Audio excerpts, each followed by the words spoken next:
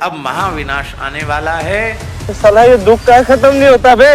2025-26 में world war होगा, आज से लिख के रखो। और ये तृतीय विश्व युद्ध का संकेत होगा। तो ऐसे समय में राम राज्य का परिकल्पना हो रहा। सहस बरस लगी सतयुग व्यापे, धर्म की बेल फरे। यही नहीं, अभी और सुनिए। और इस समय भगवान का अवतार हो रहा है, तो भगवान की शरण में जाना चाहिए।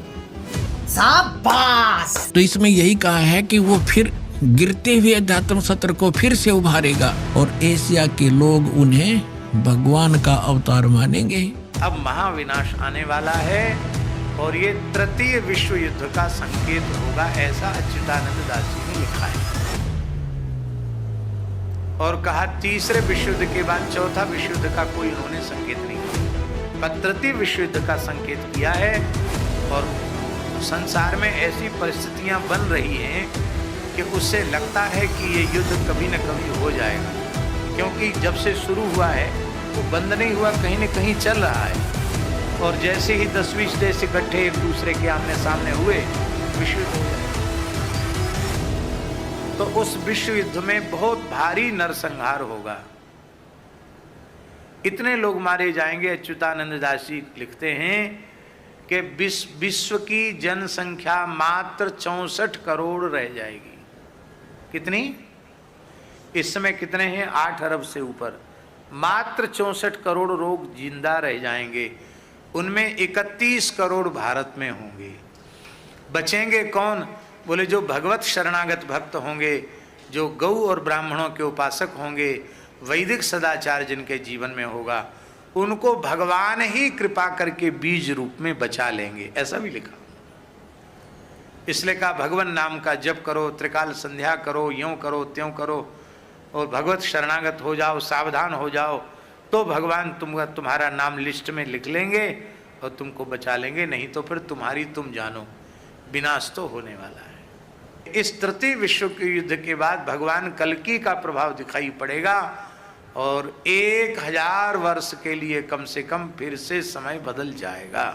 सहस बरस लगी सतयुग व्यापे, ये पूरी महामारी के बाद, मरने के बाद फिर सहस बरस लगी सतयुग व्यापे, 1000 साल के लिए धरती पर सतयुग जैसा समय आ जाएगा। सहस बरस लगी सतयुग व्यापे, धर्म की बेल फरे।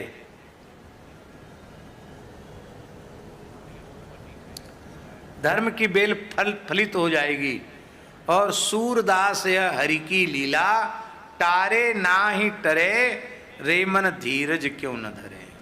यही नहीं, अभी और सुनिए। और इस समय भगवान का अवतार हो रहा है, तो भगवान की शरण में जाना चाहिए। अति पवित्र समय है भक्त लोगों के लिए। 2025-26 में वर्ल्ड वॉर होगा, आज से लिख के रखो, क्योंकि अच्युतानंद का वाणी कहीं टलता नहीं, क्योंकि ये लिखे हैं जरूर बड़ा परिवर्तन आएगा विश्व में। फिर भगवान कल्कि के भक्त लोगों को मिलके सारा विश्व में राम राज्य बनाएंगे। बोले प्रेम सानंद को बार हरी हरी।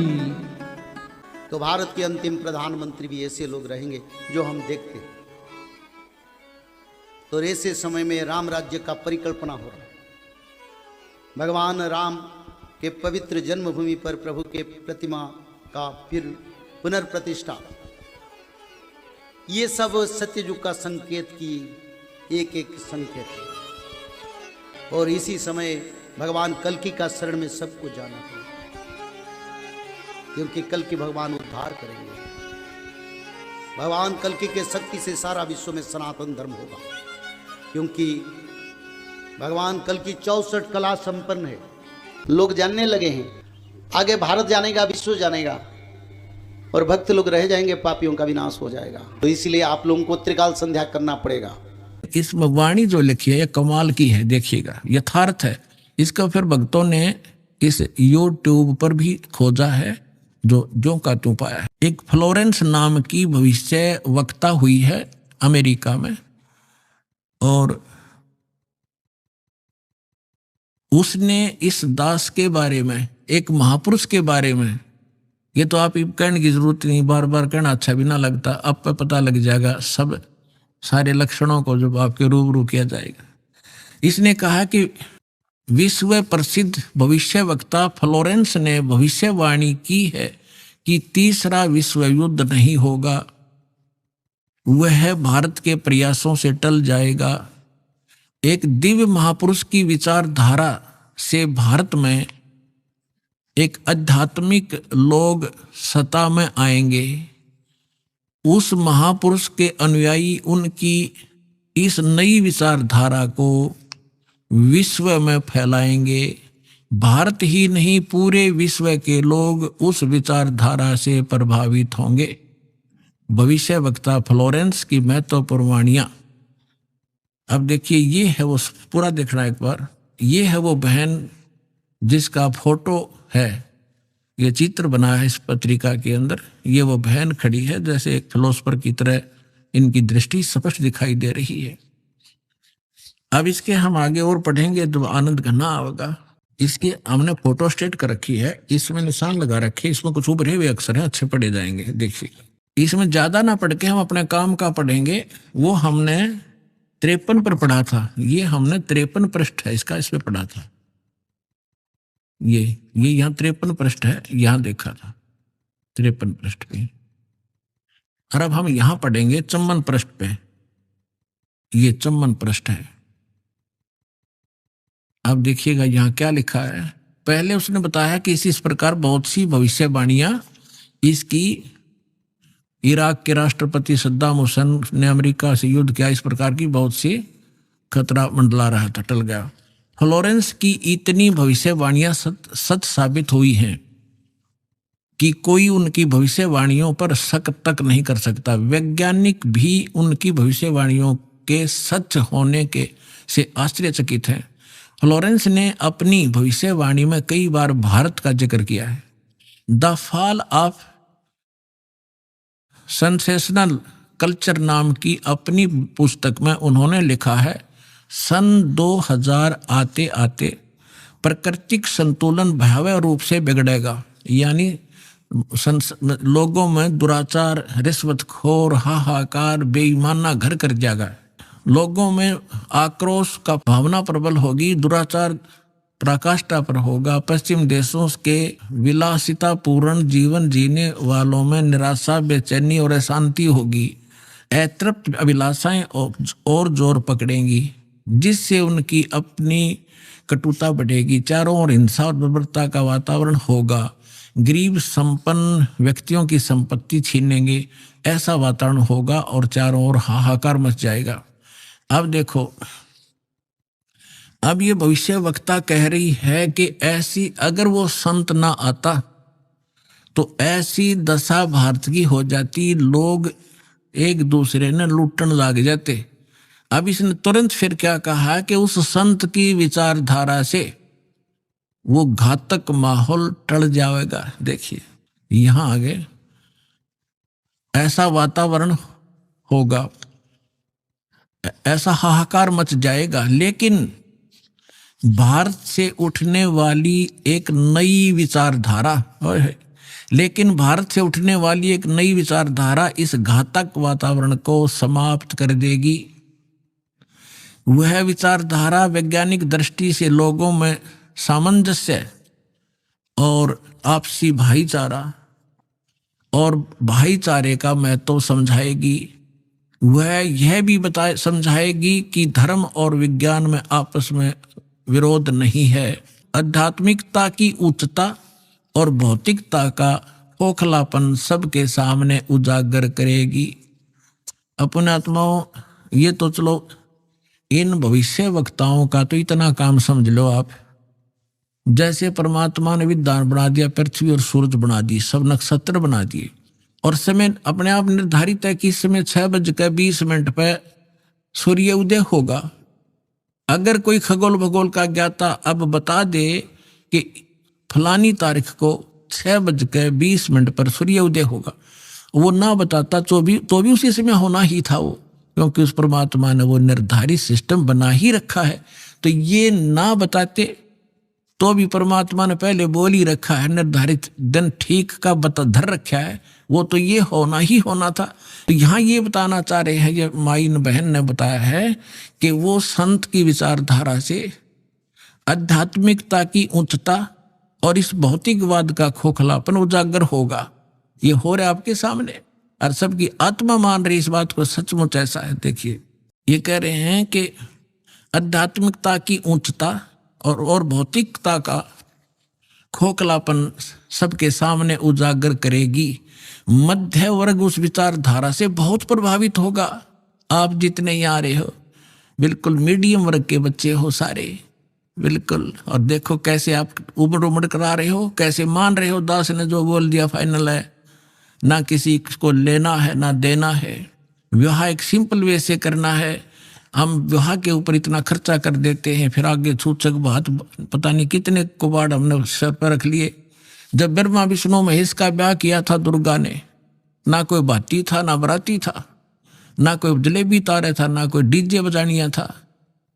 उठाकर कह दिया, ले भाई ब्रह्मा या तेरी पत्नी सावित्री अपना घर बसा बेटा। लक्ष्मी दे दी विष्णु को, ले बेटा या तेरी पत्नी जाओ अपना घर बसाओ। और शंकर जी को पार्वती दे दी, जाओ भाई हो गया ब्याह। अरे बाकी बकवाद तो बेमतलब की है जो हम किया करते थे, अपने सिर पर बोझ धर लिया सारा जीवन इन बकवादों के लिए, जोड़े जाते लुटे जाते यही फूक जाते। अब देखिएगा मध्य वर्ग उस विचारधारा से बहुत प्रभावित होगा। यह वर्ग समाज के सभी वर्गों को अच्छे समाज के निर्माण के लिए उत्प्रेरित करेगा। यह विचारधारा पूरे विश्व में चमत्कारी परिवर्तन लाएगी। मुझे अपनी छठी अतीन्द्रिय शक्ति से ये एहसास हो रहा है कि इस विचारधारा को जन्म देने वाला एक महान संत भारत में जन्म ले चुका है।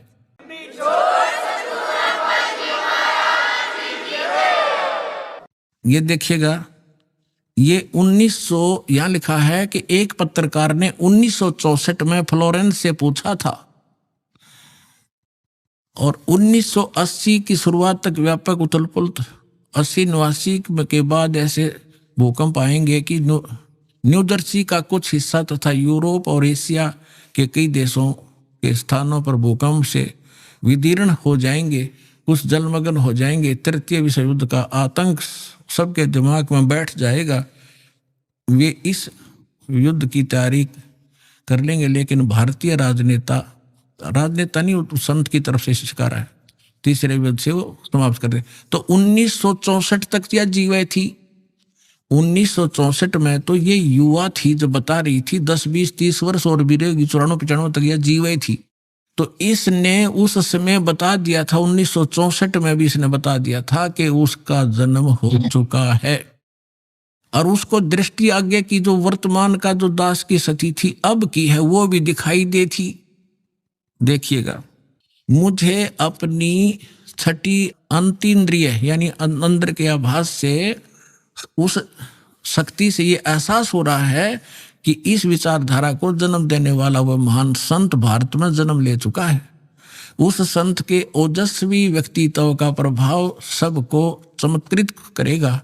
उसकी विचारधारा अध्यात्म के कम होते जा रहे प्रभाव को फिर से नई स्फूर्ति देगी। चारों ओर आध्यात्मिक वातावरण होगा। ओए होए, दास बार बार कहता रहा है कि यदि ये दास परमात्मा इस दास के माध्यम से फिर से अपनी यथार्थ भक्ति नहीं प्रारंभ करते तो आने वाले 50 वर्ष के बाद हिंदुस्तान में कोई राम कहानियां नहीं पाओ, ऐसी हाहाकार मच जाती।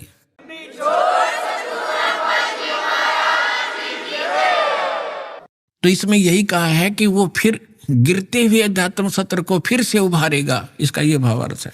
कहते हैं उस संत के ओजस्वी व्यक्तित्व का प्रभाव सबको चमत्कृत करेगा।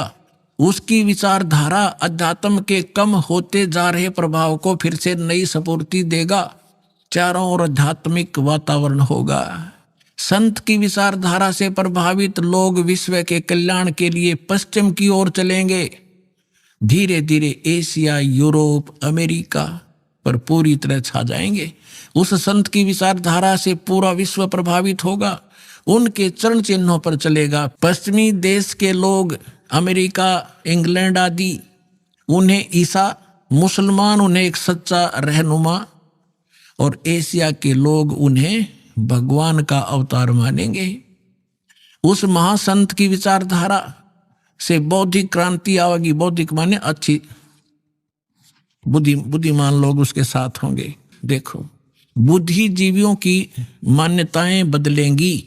जो ये अंग्रेज पाके बैठे बड़े बड़े अफसर कहते, नवी सोचने पर विवश होना पड़ेगा कि तुम कर क्या रहे हो, करना क्या चाहिए था।